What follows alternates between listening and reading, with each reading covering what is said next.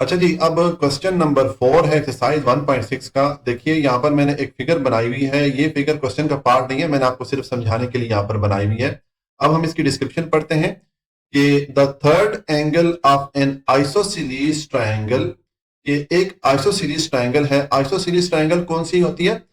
ऐसी ट्रायंगल जिसमें दो ऑपोजिट साइड जो एंगल है उनकी वैल्यू बराबर होती है, यानी कि दो ऑपोजिट साइड के एंगल बराबर होते हैं। जैसे कि एक ये वाला एंगल है और इसके ऑपोजिट साइड वाला ये वाला एंगल बनता है, तो इनकी वैल्यू बराबर होती है। ठीक है, एक तो ये हो गया। और दूसरा, दो ऑपोजिट साइड की लेंथ आपस में बराबर होती है। देखें, एक ये वाली साइड है और इसके ऑपोजिट ये वाली साइड है, तो ये दोनों इनकी आपस में लेंथ बराबर हो। ठीक है, इस साइड की और इस साइड की लेंथ आपस में बराबर है और इस एंगल की वैल्यू और इस एंगल की वैल्यू आपस में बराबर है। ये दोनों एंगल एक दूसरे के ऑपोजिट हैं और ये दोनों साइड एक दूसरे के ऑपोजिट हैं, तो इनकी लेंथ एक दूसरे के इक्वल है और ये दोनों एंगल जो है मेजरमेंट में एक दूसरे के इक्वल हैं। तो ऐसी ट्रायंगल को आइसोसेलेस ट्रायंगल बोलते हैं। ठीक है, अब ये पहला सेंटेंस में हमें बताया जा रहा है कि the third angle of an isosceles triangle is 16 degree less than the sum of two equal angles. कि देखें, ये एक आइसोसेलेस ट्रायंगल है, इसमें हमें ये पता चल गया कि ये वाला जो एंगल है और इसके ऑपोजिट ये वाला एंगल, ये दोनों आपस में इक्वल हैं।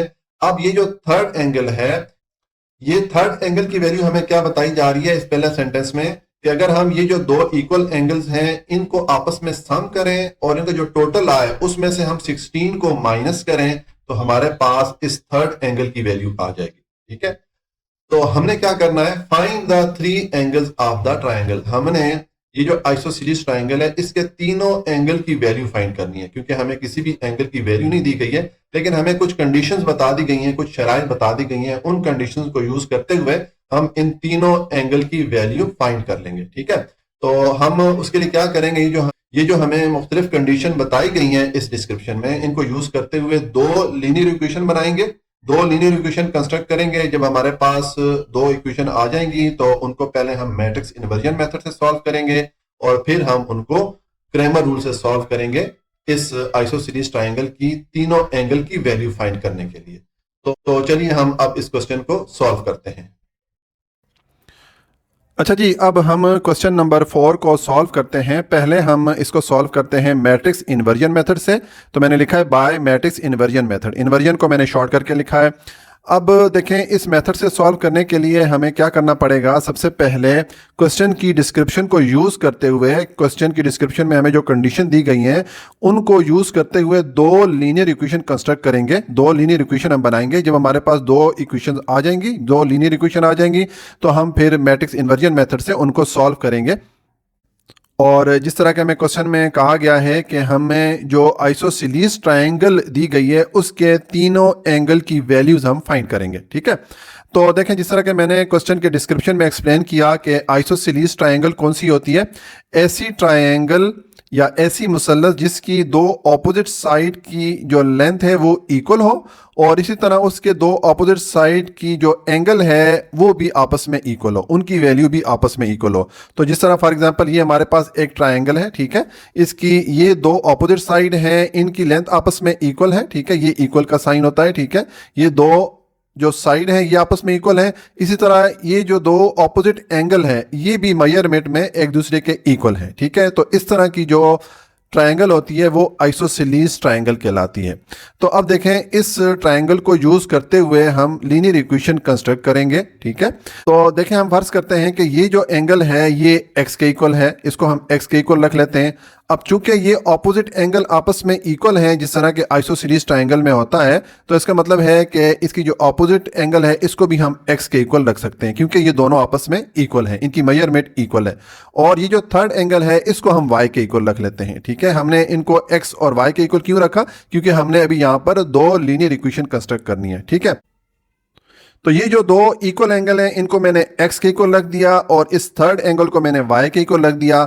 अब यही चीज मैंने यहां पर लिख दिया डिस्क्रिप्शन की फॉर्म में कि लेट, हम फर्ज करते हैं each equal angle be x, के ये जो दो इक्वल एंगल हैं ये x के इक्वल हैं, and third angle be y, और ये जो तीसरा एंगल है, जो थर्ड एंगल है, इसको हमने y के इक्वल रख दिया। ठीक है, तो अब हम क्वेश्चन में जो दी गई कंडीशन है उसको यूज करते हुए इसके पहली लीनियर इक्वेशन कंस्ट्रक्ट करेंगे। तो मैंने लिखा है अकॉर्डिंग टू गिवन कंडीशन।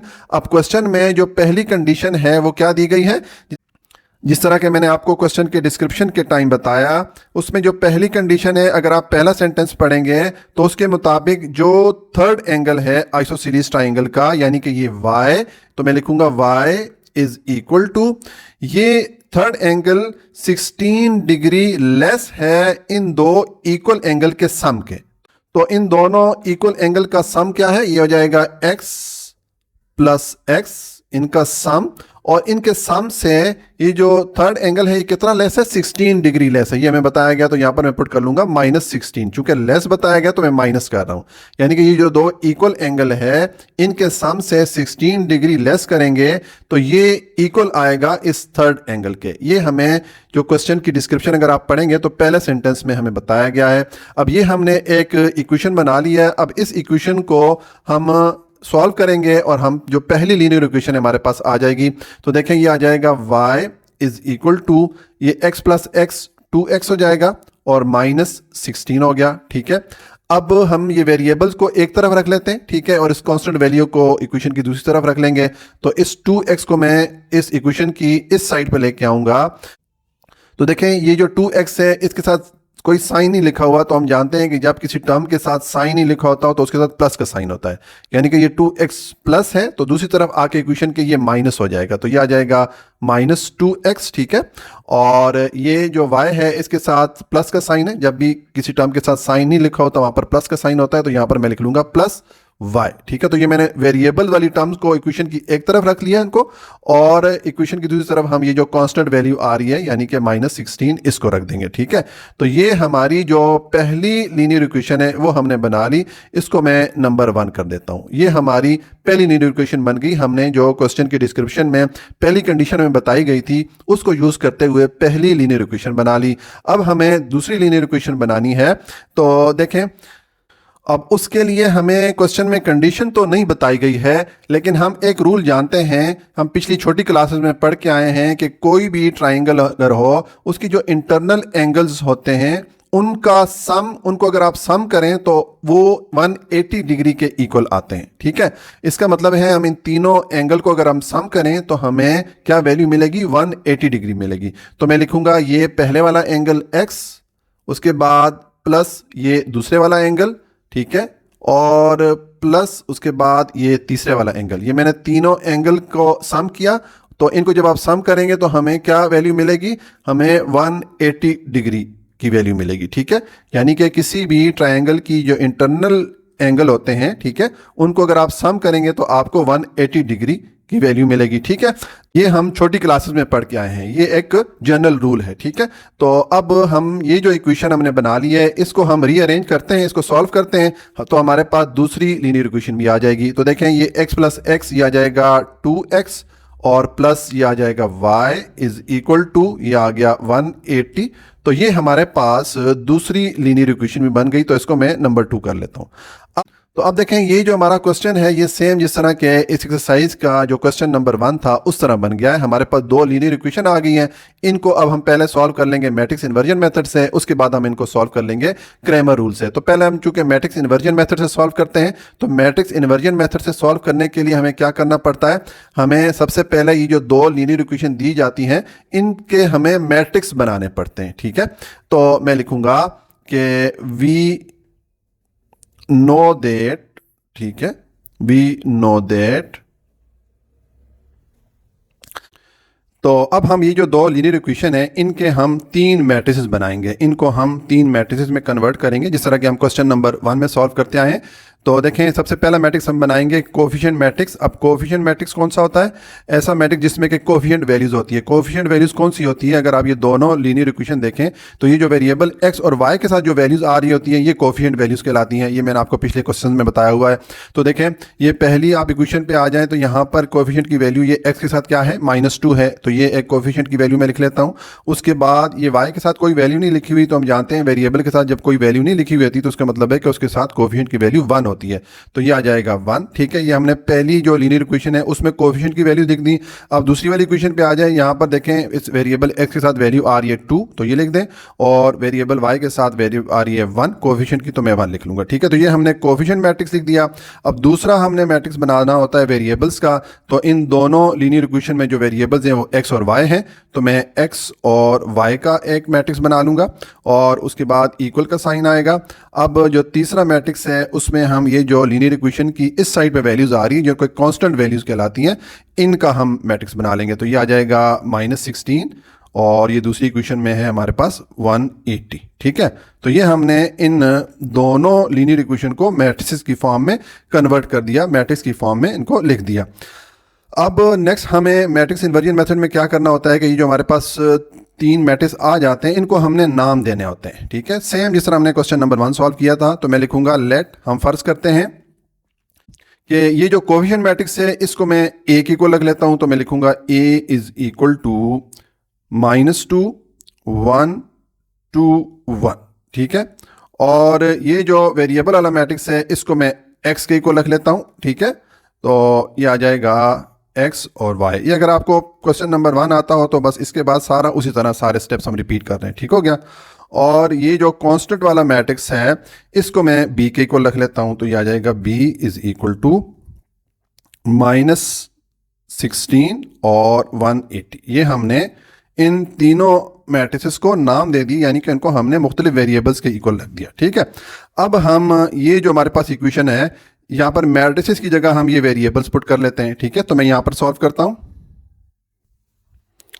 तो अभी देखें ये जो मैट्रिक्स है कोएफिशिएंट मैट्रिक्स, इसी जगह आप a पुट कर दें, यह आ जाएगा a, और इसी तरह ये जो वेरिएबल वाला मैट्रिक्स है इसकी जगह आप x पुट कर दें क्योंकि इसको हमने x के इक्वल रखा था, और इज इक्वल टू इस कांस्टेंट वाले मैट्रिक्स के जगह हम ये b पुट कर देंगे क्योंकि इसको हमने b के इक्वल रखा था, तो ये आ गया। ठीक है, अब हमें चूंकि x की वैल्यू चाहिए, यानी कि ये x y इसकी वैल्यू चाहिए होगी, तो हम इस x को एक तरफ रखेंगे और a को दूसरी तरफ लेके जाएंगे। a यहाँ पर इस x के साथ मल्टीप्लाई हो रहा है, दूसरी तरफ जाके b पे a डिवाइड हो जाएगा। ठीक है, अब आप इस a को ऊपर ले जाएं, तो हम जानते हैं कि a की जो पावर या एक्सपोनेंट है वो 1 होती है। जब भी वेरिएबल की पावर लिखी नहीं होती इसका मतलब इसकी पावर 1 है। ठीक है, तो इसको जब ऊपर लेके जाएंगे तो इसकी जो पावर है या एक्सपोनेंट है वो -1 कर लेंगे हम। ठीक है, और साथ में ये आ जाएगा b। ठीक है, तो ये हमारे पास इक्वेशन बन गई है।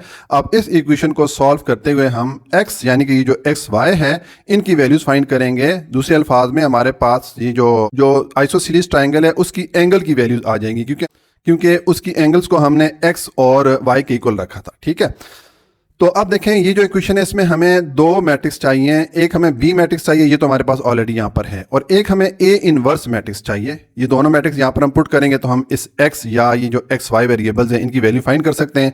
तो देखें ये जो a इनवर्स है इसको किस तरह हम फाइंड करते होते हैं, ये हम पिछले क्वेश्चन में और पिछली एक्सरसाइज में भी पढ़ के आए हैं कि a इनवर्स की वैल्यू फाइंड करते होते हैं adjoint of a divided by determinant of a, ये वाला फार्मूला हम यूज़ करते होते हैं। तो अब हम पहले ये जो हमारे पास मैट्रिक्स a है इसका हम डिटर्मिनेंट मालूम कर लेते हैं, फिर हम इसका एडजॉइंट मैट्रिक्स मालूम करेंगे तो हमारे पास a इनवर्स की वैल्यू आ जाएगी। ठीक है, तो पहले मैं a डिटर्मिनेंट की वैल्यू मालूम करता हूँ इस मैट्रिक्स a के लिए, तो मैं पुट करूंगा a डिटर्मिनेंट। मैंने a को 2 बार्स हॉरिजॉन्टल लाइन के दरमियान लिख दिया, और अब इसकी एंट्रीज को भी आप 2 बार्स में इस तरह शो कर दें क्योंकि हम डिटर्मिनेंट मालूम करने लगे हैं। तो ये आ जाएगा -2 1 2 और 1। ठीक है, तो अब देखें इसका डिटरमिनेंट किस तरह मालूम करेंगे। ये जो इसकी एंट्रीज होती हैं इनको हम क्रॉस मल्टीप्लाई कर लेते हैं, यानी कि ये -2 इस 1 से मल्टीप्लाई होगा और ये 2 इस 1 से मल्टीप्लाई होगा, क्रॉस मल्टीप्लाई हो जाएंगे। तो ये मैं मल्टीप्लाई करूंगा -2 इंटू ये वाला 1, उसके बाद माइनस आएगा, ये फॉर्मूले वाला माइनस होता है। अब ये आ जाएगा 2 इंटू ये वाला 1। ठीक है, हमने क्रॉस मल्टीप्लाई कर लिया। तो अब इसको आप सिंप्लीफाई करें, ये -2 1 से मल्टीप्लाई होगा तो -2 हो जाएगा, और ये -2 इस 1 से मल्टीप्लाई होगा तो ये भी -2 हो जाएगा। ठीक है, तो अब इसको आप जब सिंप्लीफाई करेंगे तो देखें ये -2 और -2 ये -4 हो जाएगा। अब ये हमारे पास a डिटर्मिनेंट की वैल्यू आ गई। अब देखें ये जो वैल्यू हमारे पास आई है ये जीरो के इक्वल नहीं है, ठीक है। तो मैं लिख लूंगा is not equal to zero. तो जब भी किसी मैट्रिक्स की डिटर्मिनेंट की वैल्यू जीरो के इक्वल ना हो तो वो कौन सा मैट्रिक्स कहलाता है? नॉन सिंगुलर मैट्रिक्स कहलाता है। हम सिंगुलर और नॉन सिंगुलर मैट्रिक्स को डिस्कस करके आए हैं पिछले एक्सरसाइजेज में, ठीक है।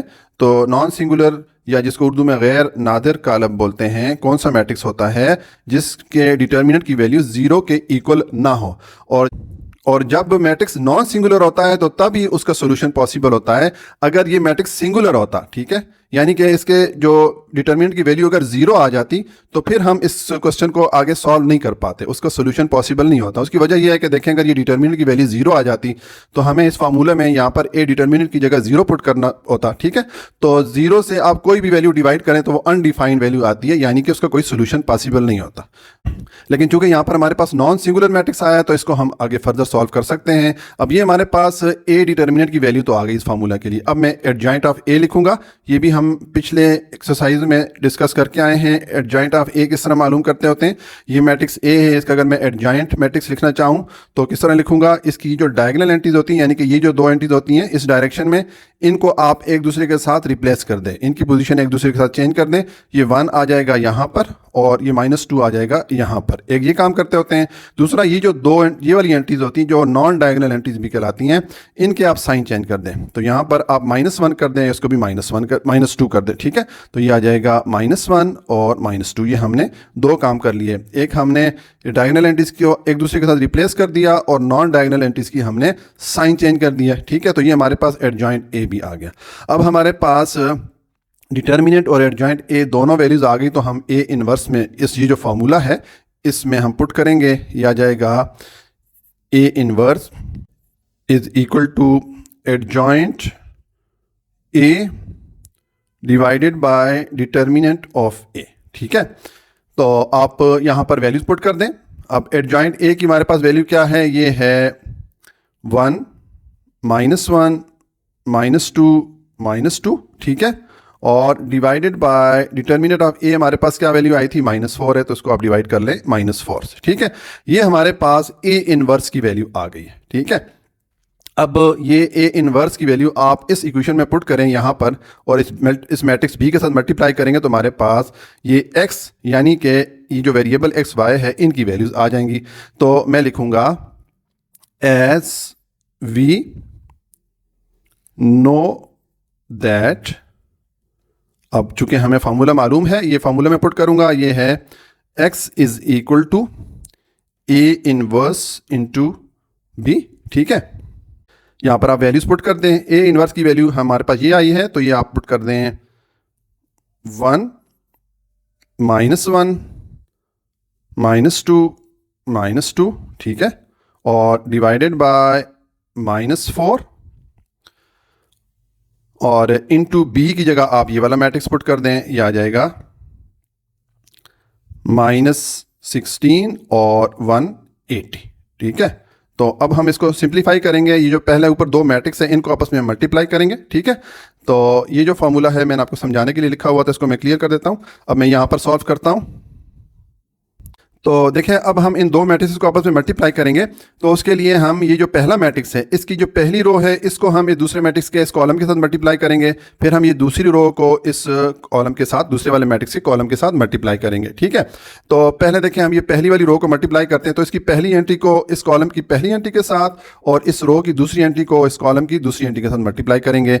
ये आ जाएगा ये 1, इसको आप मल्टीप्लाई करें इंटू -16 के साथ, ठीक है।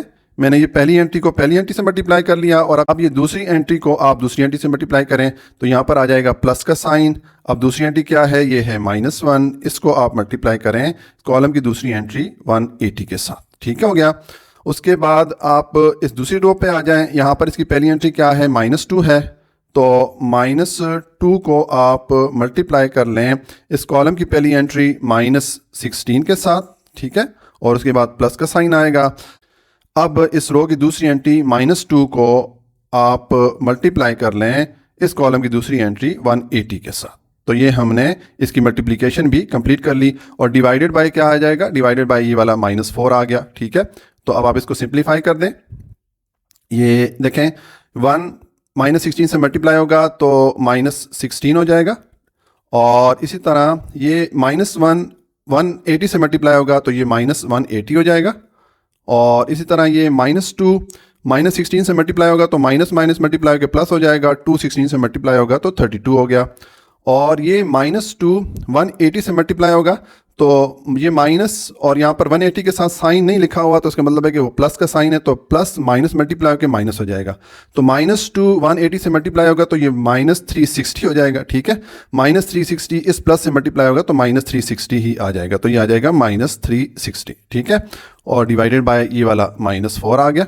ठीक है, अब इसको सिंप्लीफाई कर दें तो देखें ये -16 और -180 ये आ जाएगा -196 और ये आ जाएगा 360 -32। ये आप माइनस करें 360 में से 32 को तो ये आ जाता है 328 और साइन किसका आएगा, बड़ी वैल्यू का, यानी कि माइनस का साइन पुट कर दें और डिवाइडेड बाय ये वाला -4 आ रहा है। ठीक हो गया। अब आप ये जो -4 है इसको आप इस मैट्रिक्स की दोनों एंट्रीज पे अलग-अलग डिवाइड कर दें तो देखें ये हो जाएगा -196 डिवाइडेड बाय -4। ठीक है, और ये आ जाएगा -328 डिवाइडेड बाय -4। मैंने जो -4 है इन दोनों एंट्रीज पे अलग-अलग करके डिवाइड कर लिया। ठीक है, तो अब आप इसको सिंप्लीफाई कर दें। देखें ये माइनस इस माइनस से डिडक्ट हो जाएगा और ये 4 1 द 4 और 4 जो है 49 टाइम डिवाइड होता है 196 पे। इसी तरह ये माइनस इस माइनस को डिडक्ट कर देगा, ये 4 1 द 4 और 4 82 टाइम डिवाइड होता है 328 पे। तो हमारे पास क्या वैल्यू आ गई, ये हमारे पास ऊपर जो वैल्यू है पहली वाली जो एंट्री हमारे पास 49 आ गई है और जो दूसरी वाली एंट्री है ये 82 आ गई। ठीक हो गया। तो ये हमारे पास किसकी वैल्यू आ गई, ये हमारे पास इस x की वैल्यू आ गई और x को हमने किसके इक्वल रखा था, इस मैट्रिक्स के इक्वल रखा था, यानी कि यहाँ पर आप पुट कर लें x और y। ठीक, तो अब देखें ये दो मैट्रिक्स आए हैं और दोनों के दरमियान इक्वल का साइन है। तो हम पिछली एक्सरसाइज में पढ़ के आए कि जब दो मैट्रिक्स के दरमियान इक्वल का साइन आ रहा होता है इसका मतलब है कि दोनों मैट्रिक्स आपस में इक्वल होते हैं। तो जब दो मैट्रिक्स आपस में इक्वल होते हैं तो उनकी कोरिस्पॉन्डिंग एंट्रीज भी इक्वल होती हैं। कोरिस्पॉन्डिंग एंट्री इस x के लिए जो कोरिस्पॉन्डिंग एंट्री है ये 49 है और y के लिए कोरिस्पॉन्डिंग एंट्री 82 है। तो इसका मतलब है हम लिखेंगे here x is equal to 49 और y इज इक्वल टू 82। ये हमने कोरिस्पॉन्डिंग एंट्रीज को कोरिस्पॉन्डिंग एंट्रीज के इक्वल रख दिया, यानी कि ये हमारे पास x की वैल्यू आ गई, ये हमारे पास y की वैल्यू आ गई। अब हमें क्वेश्चन में पूछा गया था कि हमें जो आइसोसेलेस ट्रायंगल है उसकी तीनों जो एंगल हैं उनकी वैल्यू लिखनी थी। ठीक है, तो अब देखें ये मैंने आपको क्वेश्चन शुरू में ये आइसोसेलेस ट्रायंगल इसको शो किया था। इसमें देखें ये हमारे पास जो x है ये दोनों इक्वल एंगल थे। इसका मतलब है कि ये जो हमारे पास x एंगल की वैल्यू आई है यानी कि 49 डिग्री, इस वाले एंगल की भी जो वैल्यू होगी वो 49 डिग्री होगी क्योंकि ये दोनों एंगल आपस में मेजरमेंट में इक्वल है। यही हमने आइसोसेलेस ट्रायंगल में पढ़ा था। ठीक है, तो मैं लिखूंगा सो थ्री एंगल्स आर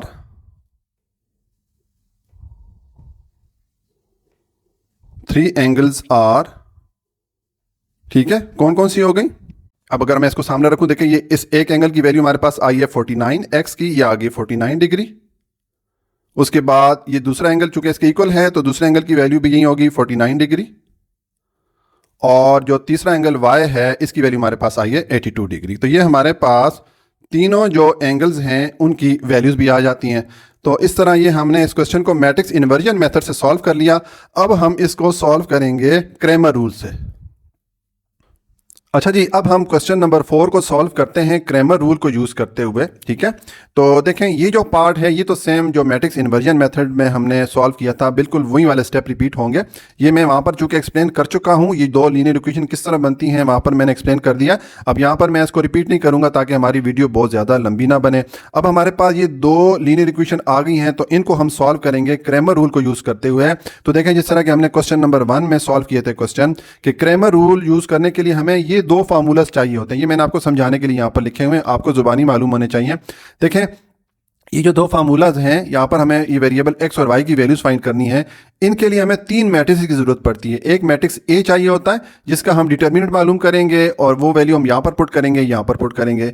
एक हमें मैट्रिक्स ए एक्स चाहिए जिसके डिटर्मिनेंट की वैल्यू मालूम करके हम इस पहले वाले फार्मूला में पुट करेंगे, और एक हमें मैट्रिक्स ए वाई चाहिए होगा जिसके डिटर्मिनेंट की वैल्यू मालूम करके हम यहाँ पर पुट करेंगे दूसरे वाले फार्मूले में। ठीक है, तो देखें पहले हम ये तीनों मैट्रिसेस लिख लेते हैं। हम ये तीनों मैट्रिसेस इन दोनों इक्वेशन को यूज करते हुए लिखते होते हैं। सबसे पहले हम ये जो मैट्रिक्स ए है ये लिखेंगे, तो मैं लिखूंगा, मैंने लिखा है फ्रॉम इक्वेशन 1 एंड 2, यानी कि ये इक्वेशन 1 और 2 है, लीनियर इक्वेशन जो हमारे पास आई हैं, इनसे मैं ये तीन मैट्रिक्स बनाता हूं। तो पहले मैं जो मैट्रिक्स ए है ये मैं लिखता हूं। तो देखें ये कौन सा मैट्रिक्स होता है, जो कोफिशिएंट मैट्रिक्स होता है, यानी कि जो लीनियर इक्वेशन में वेरिएबल के साथ जो वैल्यूज आती हैं वो कोफिशिएंट वैल्यूज कहलाती हैं। तो ये वाली वैल्यूज हम इस मैट्रिक्स में लिख लेंगे। यहाँ पर देखें ये वेरिएबल एक्स के साथ क्या वैल्यू आ रही है, -2 है, तो यहाँ पर मैं लिख लूंगा -2।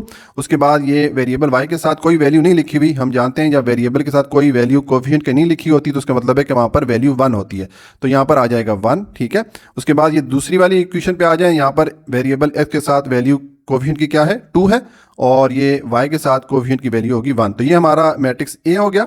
अब हमें दूसरा मैट्रिक्स ए एक्स चाहिए, ये वाला, तो मैं लिखूंगा ए एक्स इज इक्वल टू, अब देखें ये मैट्रिक्स हम किस तरह लिखेंगे। इसके लिए आप ये मैट्रिक्स ए पे आएँ, इसका पहला कॉलम छोड़ दें और ये दूसरे वाला कॉलम पहले आप लिखें, ये मैंने लिख दिया। ठीक है, और जो पहले वाला कॉलम है इसकी जगह आप ये जो दोनों लीनियर इक्वेशन है इसकी जो कांस्टेंट वैल्यू है, यानी कि इक्वेशन की इस साइड पे जो वैल्यूज आ रही है, ये -16 और 180, यहां पर ये लिख दें। तो ये आ जाएगा -16 और ये आ गया 180। ठीक है, तो ये हमने मैट्रिक्स ए एक्स भी लिख दिया। अब हम मैट्रिक्स ए वाई लिखेंगे, तो मैं लिखूंगा matrix A Y is equal to, अब ये किस तरह लिखेंगे, इसमें आप देखें इस मैट्रिक्स ए पे आए। ठीक है, और इसका ये पहले वाला कॉलम तो आप लिख लें, ये आ जाएगा -2 2, और अब दूसरे वाले कॉलम की जगह आप ये जो कांस्टेंट वैल्यूज हैं ये पुट कर दें। यहाँ पर हमने पहले वाले कॉलम की जगह पुट की थी, अब यहाँ पर दूसरे वाले कॉलम की जगह आप पुट कर दें, ये आ जाएगा -16 और 180। तो ये हमने ए वाई मैट्रिक्स भी लिख दिया। मैं रिपीट कर लेता हूँ, जब हमने मैट्रिक्स ए एक्स लिखा तो हम इस मैट्रिक्स ए पे आए, इसका पहला वाला कॉलम छोड़ा, उसकी जगह हमने ये लीनियर इक्वेशन की जो कांस्टेंट वैल्यू थी, यानी इक्वेशन की इस साइड पे जो वैल्यूज आ रही थी वो लिख दी। उसके बाद मैट्रिक्स ए वाई के लिए हम इस मैट्रिक्स ए पर आए, इसमें हमने पहले वाला कॉलम लिखा, दूसरे वाले कॉलम की जगह हमने ये कांस्टेंट वैल्यूज पुट कर दी। ठीक है, ये हमारे पास तीन मैट्रिक्स आ गए। तो अब हम देखें ये जो फार्मूलाज हैं इनको यूज करेंगे वेरिएबल एक्स और वाई की वैल्यू फाइंड करने के लिए। तो देखें सबसे पहले हमें ये जो मैट्रिक्स ए है इसके डिटर्मिनेंट की वैल्यू मालूम करनी है। ठीक है, तो मैं लिखूंगा ये जो मैट्रिक्स ए है, मैं लिखूंगा डिटर्मिनेंट ऑफ ए, ठीक है, इज इक्वल टू, अब इसकी वैल्यूज को आप इस तरह दो बार में शो कर दें, क्योंकि डिटर्मिनेंट मालूम करने के लिए हम वैल्यूज को इस तरह दो स्ट्रेट लाइन या बार में शो करते होते हैं। तो ये आ जाएगा -2 1 2 और 1। ठीक है, तो अब देखें इसको आप सिंप्लीफाई करें। डिटर्मिनेंट मालूम करने के लिए क्या करना होता है, ये जो एंट्रीज होती हैं मैट्रिक्स की इनको क्रॉस मल्टीप्लाई करना होता है, यानी कि ये -2 को इस 1 से मल्टीप्लाई करेंगे और इस 2 को इस 1 से मल्टीप्लाई करेंगे। तो ये -2 × 1, ये मैं लिखूंगा -2 इंटू ये वाला 1, उसके बाद माइनस का साइन आएगा, ये फॉर्मूले वाला माइनस होता है, और आप इस 2 को आप इस 1 से मल्टीप्लाई कर दें, ये आ जाएगा 2 × 1। ठीक है, तो अब इसको आप सिंप्लीफाई करें, देखें ये -2 1 से मल्टीप्लाई होगा तो ये -2 हो जाएगा, और ये -2 1 से मल्टीप्लाई होगा तो ये भी -2 हो जाएगा। ठीक है, तो अब आप इसको फर्दर सॉल्व करें, देखें -2 आपस में इसको सम करेंगे, ये आ जाएगा -4। ठीक है, ये हमारे पास ए डिटर्मिनेंट की वैल्यू आ गई है। ठीक है, ये ए डिटर्मिनेंट यानी कि जो मैट्रिक्स ए है इसकी डिटर्मिनेंट की वैल्यू हमारे पास क्या आ गई है, -4 आ गई। अब देखें ये -4 0 के इक्वल नहीं है, तो मैं लिखूंगा इज नॉट इक्वल टू 0। तो इसका मतलब है कि ये जो मैट्रिक्स ए है ये नॉन सिंगुलर मैट्रिक्स है। हमने सिंगुलर और नॉन सिंगुलर मैट्रिक्स के बारे में पिछली एक्सरसाइज में पढ़ के आए हैं कि ऐसा मैट्रिक्स जिसका डिटर्मिनेंट 0 के इक्वल ना हो वो नॉन सिंगुलर मैट्रिक्स कहलाता है, यानी कि गैर नादर कालब कहलाता है। उर्दू में इसको गैर नादर कालब बोलते हैं। तो ये हमारे पास जब नॉन सिंगुलर मैट्रिक्स आ जाए तब ही हम क्वेश्चन फर्दर सॉल्व कर सकते हैं। अगर हमारे पास सिंगुलर मैट्रिक्स आ जाता यानी कि डिटर्मिनेंट की वैल्यू अगर 0 के इक्वल आ जाती तो फिर हम इस क्वेश्चन को फर्दर सॉल्व नहीं कर पाते। उसकी वजह यह है कि देखें अगर ये डिटर्मिनेंट की वैल्यू हमारे पास 0 आ जाती तो यहाँ पर ए डिटर्मिनेंट की जगह 0 पुट करना पड़ता, यहाँ पर भी और यहाँ पर भी। तो 0 से कोई भी वैल्यू आप डिवाइड करें तो अनडिफाइंड वैल्यू आती, यानी कि उसका कोई सोल्यूशन पॉसिबल नहीं है। ठीक है, लेकिन यहाँ पर चूंकि नॉन सिंगुलर मैट्रिक्स है तो उसको हम फर्दर सॉल्व करेंगे। तो मैं यहाँ पर सॉल्व करता हूँ। अब देखें सेम जिस तरह हमने क्वेश्चन नंबर 1 में सॉल्व किया था, पहले हम इस x की वैल्यू फाइंड करेंगे। तो मैं लिखूंगा x, ये वाला फॉर्मूला मैं लिखता हूं, x is equal to determinant of matrix A X divided by determinant of matrix A. तो अब जो मैट्रिक्स ए एक्स है इसका मैं लिखता हूँ डिटर्मिनेंट के फॉर्म में, इसको लिखता हूँ, ये मैं दो बार्स के अंदर इसको शो करूंगा।